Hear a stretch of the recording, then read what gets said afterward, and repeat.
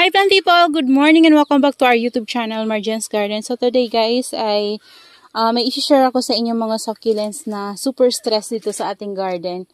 Gandang-ganda talaga ako sa kanila guys. Ayan, so papakita ko lang sa inyo guys yung mga iilan sa mga mga collection natin na super gaganda ng kulay. Ito guys si Helena. Ayan o, tingnan nyo guys. Yan, ang daming layer ng kanyang leaves. Tapos, ayan siya. Ayan. So, wala na yung flower stalk niya kasi tinanggal ko na yon. So, natuyo na. So, tinanggal ko na. Ayan na siya. Super ganda, guys, ni Helena, no? So, kaya kung wala pa kayong Helena, guys, try nyo, guys, mag-alaga ng Helena. Ayan, no? Napakaganda. Kaso lang, guys, ang problema ko dito kay Helena is mabilis siya mag-roots, pero hindi siya yung mabilis kumapit sa soil. Kaya naman, kahit na medyo matagal na sa atin itong Helena, hindi pa talaga yung sobrang kapit ng niyan, ng roots niya. So, mabilis nyo lang yan siya mabubunot. Ayan, kasi mabagal siya maghaba yung roots. Mabilis siya mag-roots, marami siya mag-roots, pero matagal humaba yung mga roots niya. Ayan, dito din yung ating Amazing Grace na maraming flower stalk dati. Ayan, pinagtatanggal ko, nilinisan ko talaga guys. So kasi pumapangit yung ating Amazing Grace guys kapag daming flower stalk, nadideform yung kanyang mukha. Ayan yung rosette niya, nadideform. So kaya naman ginawa ko, tinanggal ko yung mga mga flower stalk. So napapansin ko dito may mga tumutubo siya guys. So parang babies. Yan. Magiging cluster siguro itong ating Amazing Grace. Ayan o. Nabili ko to guys kay Sir Mark. Ano lang siya. Green pa siya. Hindi pa siya yung as in ganito yung color. Ngayon ganyan na siya. Oh. Yan. Naiinitan sila dito guys. Morning sun hanggang hapon. Maghapon yon yung init na nakukuha nila. Pero dito naman kasi guys, naman dito. Nasi-shade sila ng UV plastic. Kaya hindi naman yan sila mapapano. At sanay na sila guys sa init na natatanggap nila. So, ito naman guys, yung ating Lola Lepi. So, ito yung sinasabi ko sa inyo na para siyang monstrous ng Lola. Ayan siya. Not sure guys, pero yung mukha niya talaga, kung titingnan nyo guys, ilalapit ko kayo sa Lola natin. Ayan. So, ayan yung ating Lola Lepi at ito yung ating Lola. So, tingnan nyo guys, di ba magkamuka? Pero ito kasi, yung leaves niya is makapal. Tapos, may pagka-monstrous siya. Tapos, yung shape ng leaves nila is same lang. Ayan o. Ayan yung Lola natin. Di ba guys? O, para siyang monstrous ng Lola. Pero napakaganda niya kasi nung nabili natin to siya ay hindi naman to siya ganito ka pink. Pero ngayon, ayan, pink-pink na talaga siya, guys. And, meron din tayo ditong, this one. Ito, guys, sobrang stress na din niya.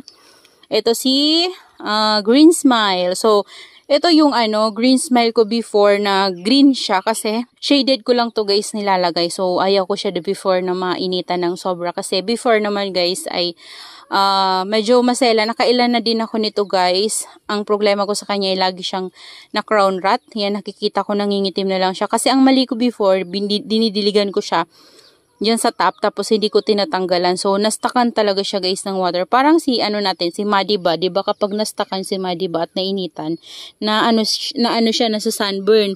Kaya naman, ito ganun din. So, hindi makalabas-labas yung water niya. Tapos mainitan siya, namamatay. So, yun yung problema. Tapos, napapansin ko before, mabilis mag-dry yung leaves niya. Tapos, daming mga dot-dot yan. So, ginawa ko no, nilagay ko lang siya shaded. Yung nag-green siya, tapos ayan, nag-glow. So, inunti-unti ko naman siyang ilagay sa sunlight. Hanggang sa ngayon, ayan na siya guys. O, diba? Nagpipink-pink na, oh. Ang ganda niya, nagpipink siya. So, meron pa ako niyan isa. Nasaan ba yung isa ko yan? Nakalimutan ko na kung saan ko nilagay guys. Nandito yun eh. Ito. Yan. So, yan din siya. Na-stress din siya, oh. Yan. Nainitan kasi sila dito banda. Yan. Morning sun yung natatanggap nila. Siguro mga 10 na ngayon, guys. Ayan sila, oh. O, yan. Tapos,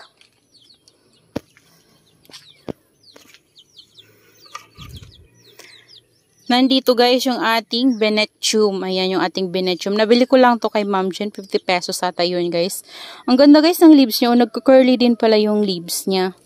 Yun, may mga curly-curly siya sa leaves. Ganda niya. Ayan o. Sobra-sobra kasi guys yung natatanggap niyang sunlight dito. Ay wow guys. Look at that. Nagkakaroon siya ng drops. Ayan. Tingnan nyo guys oh. Yan o, diba? May drops na siya. So, wala tong drops nung nabili ko kay Ma'am Jen. Yan, kung mapapansin nyo, yan o, bagong leaves niya kasi yan, guys. Walang drops to. So, nagiging carunculate yung leaves niya. Tapos, nagiging curly, guys, yung mga ganito niya, o. Ayan, wow. So, meron pa ako nitong isa, guys. Galing din yun kay Ma'am Jen. Yan yung, ano natin, cluster na Benetium. So, ito siya. Yan. Hindi ko pa siya pinapainitan ng sobra. Diyan kasi guys, shaded siya kasi diyan hindi siya masa-sunburn. So, shaded ko muna siya guys nilagay. Ooh, ito. Siguro papainitan ko rin to guys. Painitan din natin to. Para naman, maging monstrous din siya. Yan, hanapan natin siya ng, paglalagyan. Ito nga guys, so stress din to si Hybrid Lawi. Ito guys ay napanalunan ko lang galing kay Ma'am Chanel before. So hindi yan siya ganyan. Puti lang yan siya na mafarina. Nakalagay doon ay Hybrid Lawi yung name niya. Tapos nagkaroon na siya ng baby ngayon. So ngayon nagpipink na. So siya muna yung ilalagay ko dito sa ni Benetium natin na cluster. Ayan o. Dito ko siya nilagay. So, ang gagawin ko, dito ko muna siya. Ayan. So, sanay naman na yan guys sa init. So, tingnan natin. Ko muna siya. I-introduce ko muna siya sa init na malakas-lakas. Yan. Kasi sanay naman na siya guys sa weather dito sa atin. So, ayan, ipainitan ko siya. Kasi ito guys, talaga to wala pa talaga tong drops. So ngayon nagkakaroon na siya ng drops. So meron ako nitong may drops. Pakita ko sa inyo guys. Nandito. Yan, nabili ko talaga to may drops na. Ayan o. Eto tuloy guys, nawawala yung drops niya. Ganyan siya kapag lumaki yung mga drops niya o. Eto, nawawala yung drops niya. So, ayan siya. Medyo lumiit siya kasi nagiging compact masyado yung leaves niya guys. So sobra kasi yung init na natatanggap nila dito. Kasi nga yun yung way natin para ma-maintain yung mga carunculated sa leaves ng ating mga carunculated succulents. So okay naman sila. Halos lahat sila guys makukulay oh. Yan oh, 'di ba? Pati to makulay. Ayan, tas ito nagkakaroon ng drops. Charan! Wow! Nagkakaroon na ng drops yung ating variegated cancan. Wow! Ayan na siya. Isa pa lang. Yan. So, yung iba, wala pa. Ito, cancan din to guys. Ito, mayroon tong isa dito. Pero dito, wala na. Yan. Ito yung natin, variegated. Kung mapapansin nyo, yan yung leaves niya, na may var. Yung var niya dito, banda, wala na. Dry na. So, dito, parang wala na din. Pero, nagkaroon siya ng drops. Dito naman banda, guys. Ito, stress na stress din, oh. Ayan, oh. Yung ating, Echeveria Prills na carunculated. Tas, this one, stress siya, si Thanos. Ayan siya. Ang ganda na ng Thanos ko, oh. Ito yung pinakauna kong Thanos, oh. Grabe, ang tangkad na niya. Natatakot akong itap cut siya. Baka mamatay. So, hindi ko tinatap cut. So, dito naman guys. Nandito yung ating Black Knight Agaboide. So, ayan. Stress na stress din siya guys. Oh. Ayan. So, yan po ay hindi siya, hindi ko siya inuuhaw masyado. Ayan oh. So, nag-iingat lang ako guys ng dilig sa kanya. Kasi, diba yung ating mga Agaboides ay ayaw nila ng sobra-sobrang water, kaya naman hindi talaga ako pala dilig masyado sa kanila. Pero, ayan, so nakaraan, na-dehydrate ko siya, pero ngayon, okay na siya, nakabalik na yung tigas ng mga leaves niya. Pero ganun pa rin siya guys. So, may din talaga guys yung pag-uuhaw sa mga halaman natin para ma-stress sila. Pero, pangit din kasi nagiging wrinkled yung leaves nila. So, hindi sila healthy tingnan kapag wrinkled yung leaves nila. So, pwede naman pala sila guys ma-stress na hindi sila, uhaw. So, basta maibigay lang natin yung tamang sunlight sa kanila, nagiging stress po sila. Tsaka yung siguro sa weather din natin na malamig. So, malamig sa gabi, tas mainit sa araw, mahangin. So, nagugustuhan po yun ng ating mga succulents sa ngayon na. Pero, not sure kung sa pagtagal ba na mawala na yung lamig sa gabi. Ewan ko lang kung maganyan pa sila. Ayan o, ito din o, sobrang makulay din siya guys. Pero hindi ko yan inuuhaw. Ito, hindi ko na siya inuuhaw kasi napapansin ko lumiliit yung leaves niya kapag nauuhaw ko siya. Ayan, tas dito naman, ayan guys, so, yung lipstick natin nagiging pink-pink na. Ay, red na pala yung tips. Nagiging red-red na guys yung tips niya. Ayan o, sa mga likod-likod meron na yung mga red-red. So, first time ko silang mapaganyan yung color dito guys. Hindi ko rin yan guys inuuhaw pero, tsaka kapag umuulan, nababasa sila dito banda. Ayan o. Nababasa sila dito. Dito naman banda guys, ayan o, basa nga to guys. Mambon kasi kanina. Ayan, so, ayan o, ma-red na din to. Hindi ko alam guys kung agaboids din to. Hindi ko alam yung ID nitong halaman ko na to. Ayan o, nagre-red na din siya. Pointed din yung tips ng niya, leaves, tapos parang may tinik. Ayan siya. So, eto naman yung ating Judata, basa din. Ayan no, medyo nagiging stress na yung ating Judata guys dito sa atin no. Ayan, nagugustuhan siguro niya dyan sa area na yan.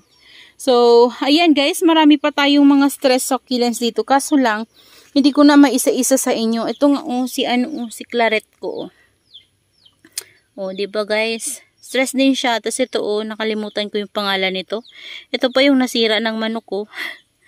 Ayan, so, marami tayong mga stress na succulents. Yan, mga nandito sila, Yan, tapos, basta ang dami nila, guys. Kasi, nainitan po talaga sila dito. So, nakakatanggap sila dito ng enough sunlight.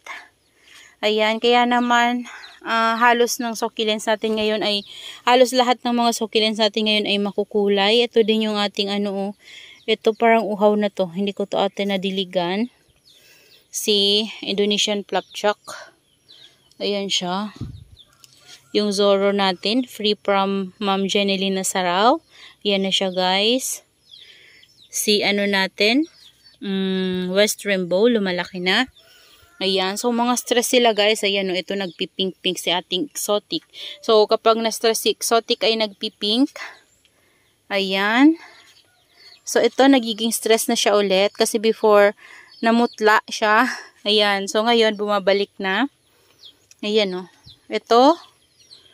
Stress din sila, guys. Ito din stress, diba, guys? Halos lahat sila na stress. Ito nga, guys, tuwang-tuwa ako dito, Ayan, ito yung ating swan. Ayan. Ano ba yung ID niya? Graptoberias 1. So, before, nung nabili ko to kay Sir Mark, 1 head lang to. Tapos, nagpropagate ako ng isang leaves. Ayan na siya. Lumaki. Tapos, nagtry ako ng isa ulit. Wala pa. Tapos, may isa pa dito. Wala pa rin. Bago pa lang kasi yan, guys. Tapos, nagkaroon siya ng isang baby. Ayan. Tapos, ito, pumangit to, guys. As in, nagkaroon to ng sakit. Kung mapapansin nyo yan, ng mga leaves na tinanggal ko sa kanya, mayroong mga dat-dat kasi na fungus yan sila, guys. So, ginawa ko, nisprayan ko siya palagi ng fungicide. So, ayan. Kailangan na naman ito, guys, ng spray ng fungicide siguro. Kasi lapitin ito guys sa fungus itong swan. So nung nilipat ko siya dyan banda, yan gumanda siya guys. Yan panibagong niya na yan sa akin, tubo ng leaves. So gumaganda na siya. So siguro susunod na mag-spray ako ng fungicide at sprayhan ko yan siya kasi lapitin kasi yan guys ng fungus. Kaya naman alaga ko yan sa spray ng fungicide. Ayan. So, yan guys. Yung mga succulents na mga stress natin. Halos lahat sila pala stress. Ayan ito din stress din. Ito si cream tea natin. Stress din. Ito yung isang cream tea na parang prito sa akin ni Sir Mark. Ayan siya guys. So, din. Nagpipink din. Tsaka lumalaki yung leaves niya guys. So, lumalaki na siya. Ito yung dati guys, na black na black. Black na black to before. May mealybug isa. Black na black yan dati guys. So ngayon lumaki na siya. Pero maliit lang to before. Basta maliit lang siya. Siguro mga ganito lang siya oh. Tapos ngayon ayan na siya oh. Kasi bumukadkad na yung dati niya na leaves. Tapos may tumubo ng mga bagong leaves. Kaya lumaki na siya. Ayan. So, ayan lang guys. Ito yung ating Tinkerbell. Ayan. Ganda din yung Tinkerbell. Yan, ito yung natin, dating Tinkerbell, pinakauna kong Tinkerbell. May nabuhay ako sa kanya guys sa leaves. Yung natira na lang ay non-variegated yung nandito guys. So, pero feeling ko nagwa-variegate na yung bago niyang pausbong na leaves. Tapos nag-try ulit ako mag-propagate ng mga leaves niya. Ayan o. Nilagay ko lang dyan. Kasi dito marami tayong mga propagation din na nilalaglag lang. Ayan, meron na lumalaki guys. So, ayan. So, mabilis lang i-propagate si Tinkerbell guys sa leaves. Ayan, meron pa doon no, sa ilalim. Ayan, hindi ko alam kung masilip nyo pa. Pero, ganyan yung ginagawa ko sa kanya. Tapos, nagkuha ko dyan nakaraan ng mga leaves and pinopropagate ko sa separate pot. Ayan, kasi gusto ko maparami yung Tinkerbell natin. So, yung ating naman pala guys, bigyan ko lang kayo ng update dito sa ating Purple Delight na tinapkat. Ayan na siya guys, oh. Ayan. Di ko alam kung variegated yung tumutubo sa kanya na baby. So, dito siya tumubo sa isang ito. Yan siya. Diyan sa tumubo. Yung mga leaves na natanggal dyan guys ay parang hindi siya variegated. Ayan siya oh, may tumutubo. Tapos dito sa pinakailalim niya, may tumutubo isa. Pero napakaliit. Ang tagal niyan guys lumaki. Ang tagal na niyan guys gumaganyan. Pero wala pa rin. Hindi pa rin siya lumalago. So, tingnan natin guys kapag lumaki kung itsura ng baby na tumubo sa kanya. Isa lang eh. Ayan, ito plano ko rin siyang i-top cut. Kaso lang, inaantay ko lang medyo lumaki to para mabuhay ko siya. Ayan o. Siguro ngayon guys, maglalagay na tayo ng net kasi, pa 11 na. So, lalagay ako ng net kasi sobrang mainit talaga. Natatakot akong ma-sunburn itong ating mga babies na to. O, yan, yung naguglow natin ng mga babies. Sa mga ganito, okay lang sana guys. So, kaso lang, yung mga variegated natin, mahirap na guys. Kaya mas maganda na yung maglagay na lang tayo ng net. Kasi ang sakit na guys ang init. Ayan no. Sobrang sakit na talaga sa balat. So yun lang guys. Yung may share ko sa inyo ngayon. Yung mga succulents natin na stress. Na ipakita ko sa inyo. At ang gaganda po nila sa personal. So that's all for today's video guys. And I hope you enjoy watching and see you on my next vlog. Happy gardening everyone. Bye bye.